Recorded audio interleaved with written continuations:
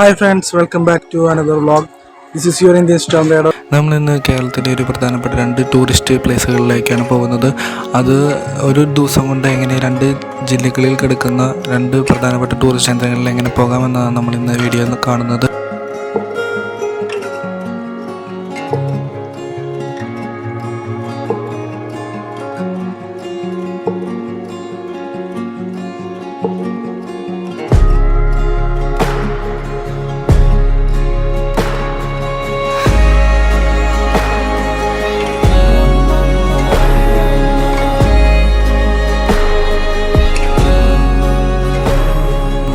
എൻ്റെ ഒപ്പം എൻ്റെ ലവറൊന്നുമല്ല, എൻ്റെ ലൈഫ് പാർട്ണറും കൂടിയുണ്ട്.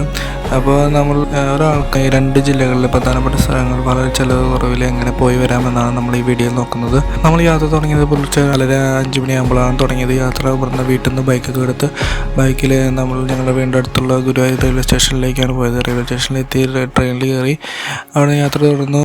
ക്ഷേത്ര ദർശനം കഴിഞ്ഞ് വരുന്ന കുറച്ചധികം ആൾക്കാർ മാത്രമാണ് ട്രെയിനിലുണ്ടായിരുന്നത്. പക്ഷേ അത് വലിയ തിരക്കൊന്നും ഉണ്ടായിരുന്നില്ല.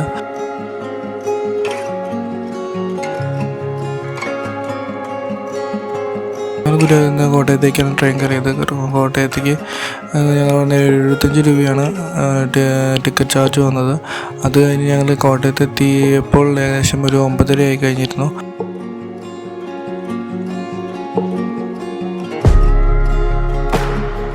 കോട്ടയം റെയിൽവേ സ്റ്റേഷൻ കാണാൻ ശരിക്കും ഒരു കേരളീയ തനിമയൊക്കെ ഫീൽ ചെയ്യുന്ന ഒരു ടൈപ്പ് റെയിൽവേ സ്റ്റേഷനാണ്. ഞാൻ ഇതുവരെ ഇങ്ങനത്തെ ഒരു ടൈപ്പ് റെയിൽവേ സ്റ്റേഷൻ കേരളത്തിൽ കണ്ടിട്ടില്ല.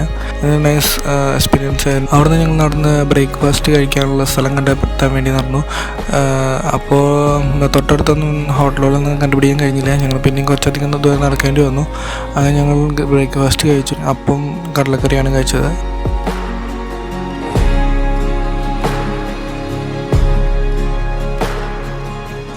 അത് കഴിഞ്ഞ് ഞങ്ങൾ നടന്ന് ബസ് സ്റ്റാൻഡിൽ ലക്ഷ്യമാക്കി നടന്നു. അവസാനം ഞങ്ങൾ ബസ് കണ്ടുപിടിച്ചു. ഞങ്ങൾ കോട്ടയത്ത് നിന്ന് ഞങ്ങൾ പോകുന്നത് കുമരത്തേക്കാണ്. കുമരകം ബോട്ട് സിറ്റിയാണ് നമ്മുടെ ലക്ഷ്യം. ഇവിടെ നിന്ന് കുമരകത്തേക്ക് ഒരാൾക്ക് 18 രൂപയാണ് ബസ് ചാർജ് വരുന്നത്.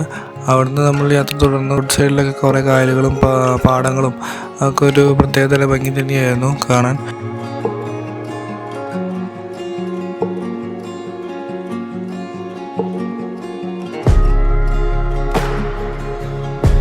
അത് കഴിഞ്ഞ് ഞങ്ങൾ കുമരകത്തിൻ്റെ ബോട്ട് അവിടേക്ക് എത്താൻ കഴിഞ്ഞില്ല. അവിടെ എന്തോ റോഡ് പണി നടന്നുകൊണ്ടിരിക്കുന്നത് കൊണ്ട് ബസ്സുകൾ കുറച്ചധികം ദൂരെയാണ് നിർത്തിയിരുന്നത്. താൽക്കാലിക ബസ് സ്റ്റാൻഡ് ഈ ഭാഗത്തായിരുന്നു.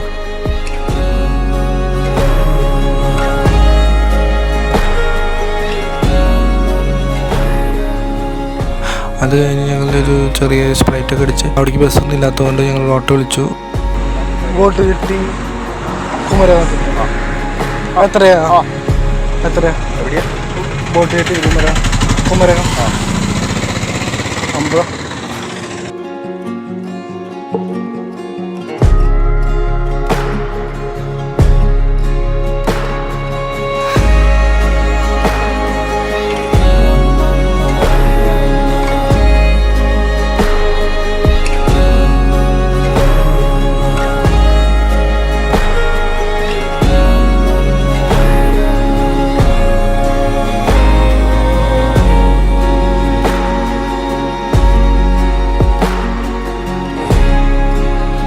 ഓട്ടോ വിളിച്ചിട്ട് ഞങ്ങൾ ബോട്ട് ചെട്ടിയുടെ അവിടെ എത്തി.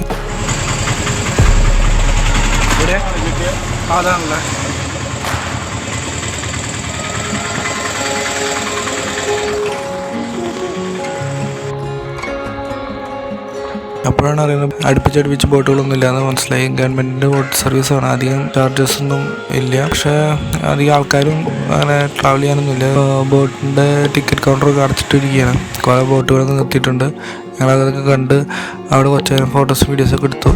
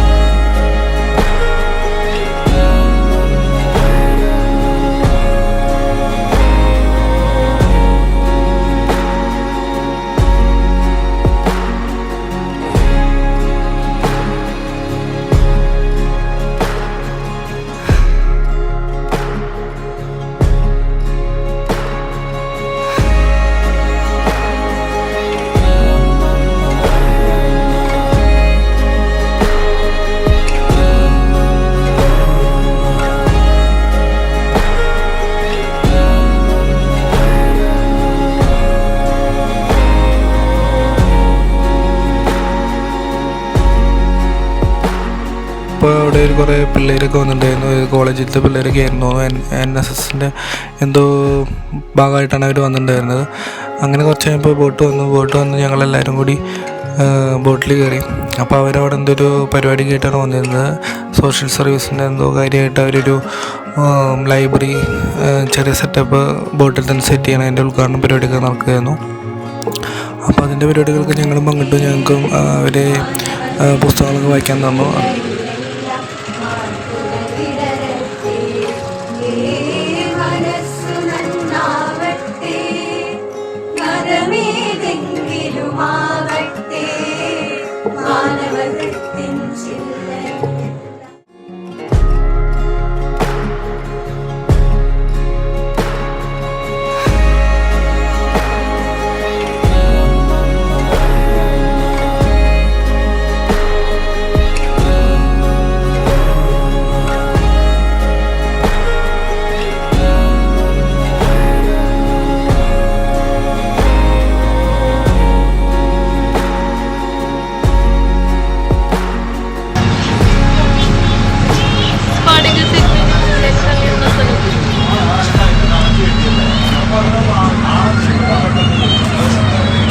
കുമരകത്തിൻ്റെ നമ്മുടെ ഡെസ്റ്റിനേഷനായിരുന്നത് മുഹമ്മ എന്നുള്ള ആലപ്പുഴ ജില്ലയിലെ സ്ഥലമാണ്.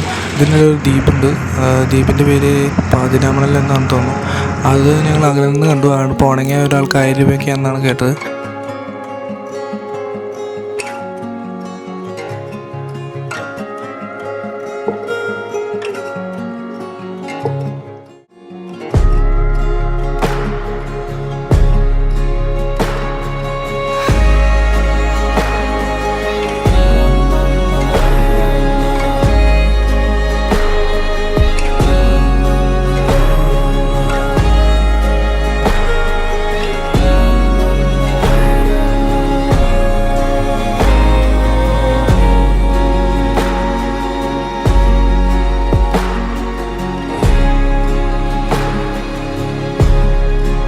അപ്പോൾ ഞങ്ങൾ നേരെ മുഹമ്മയിൽ വന്നിറങ്ങി.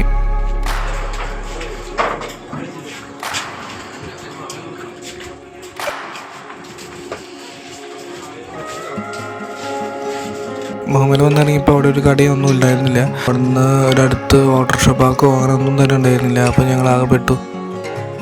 അങ്ങനെ ഞങ്ങൾ അവിടെ നിന്ന് നടക്കേണ്ടി വന്നു. കുറച്ചധികം ദൂരം നടക്കാനുണ്ടായിരുന്നു. ഹായ് ഗൈസ്, മുഹമ്മ ബോട്ട് ചെട്ടിയിൽ ഇറങ്ങിയിട്ട് നടക്കുകയാണ്. ഇവിടെ അടുത്തുനിന്നൊരു കട പോലും ഇല്ല. ഇപ്പോൾ ഓൾമോസ്റ്റ് ഒരു 500 മീറ്ററോളം നടന്നിട്ട് ഇതുവരെ ഒരു ഹോട്ടൽ പോലും കണ്ടുപിടിക്കാൻ പറ്റിയില്ല. ഇപ്പോൾ സമയം 2 മണിയായി. ഒരു കള്ള് ഷോപ്പ് കാണുന്നുണ്ട്.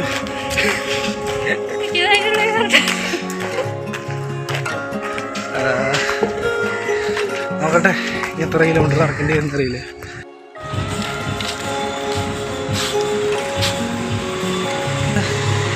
ഇവിടെ എന്തെങ്കിലും കഴിക്കാണ്ടോ നോക്കട്ടെ. ബോട്ട് യാത്ര ശരിക്കും 40 മിനിറ്റോളം ബോട്ട് യാത്ര ഉണ്ട് കുമരകത്ത് നിന്ന് മുഹമ്മയ്ക്ക് എത്താൻ. അതുപോലെ തന്നെ സമയമൊക്കെ വളരെ വൈകിയിരുന്നു. ഒരാൾ പോലും ഇല്ലല്ലോ.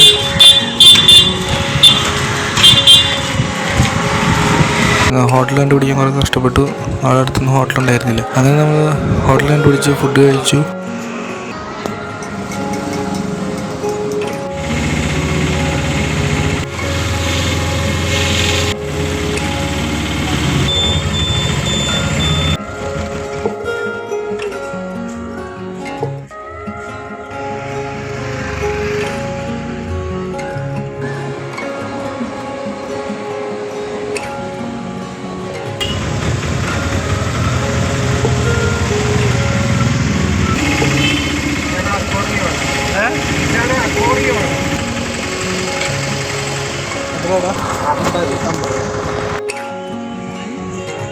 ബീച്ചസ് ഇത് പഴയ പാലം പുതിയ പാലം നമ്മളവിടെ കണ്ടു. അതായത് 40 വർഷം കൊണ്ട് പണിത പാലം. അതുപോലെ തന്നെ അധികം വൈകാതെ പണിതുകൊണ്ടിരിക്കുന്ന നാഷണൽ ഹൈവേയുടെ ഭാഗം കണ്ടു.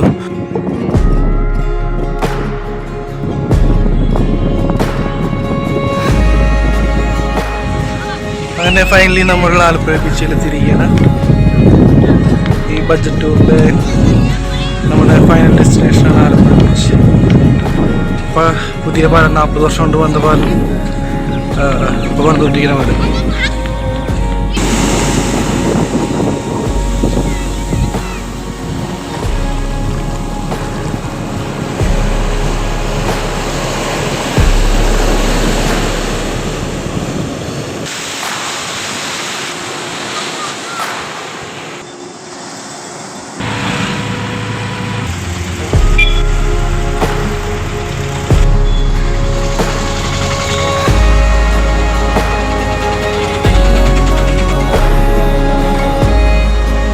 അത് കഴിഞ്ഞ് ഞങ്ങൾ ബീച്ചൊക്കെ എക്സ്പ്ലോർ ചെയ്ത് വേഗം തന്നെ നാട്ടിലേക്ക് ട്രെയിൻ കയറി.